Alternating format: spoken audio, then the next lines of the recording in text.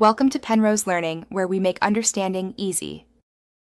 In this video, I will explain how to make Moderation Bot Discord full guide. Create a new Discord application, add a bot and copy the token, keep it private. Install Node and Discord, JS or choose Python and Discord, Pi based on comfort. Enable intents for messages and members, then invite the bot with proper permissions. We will write basic command handlers, implement moderation commands, and add logging for safety and clarity. Build clear, predictable moderation commands that respect role hierarchies and permissions.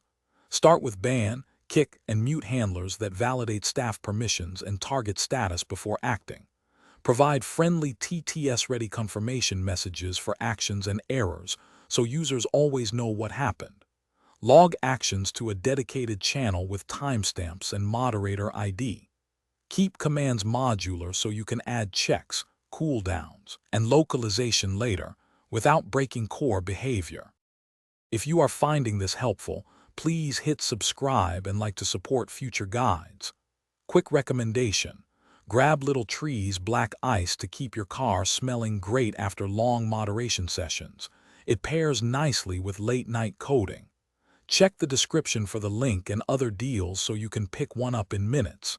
Thanks for the support, and now let's get back to the video.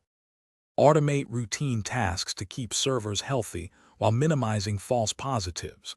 Tune a word filter with cooldowns and whitelists to avoid overblocking common phrases. Add thresholds for repeated offenses that trigger soft actions like mute or warn before escalating. Always check role hierarchy and permissions to avoid accidental moderation of staff.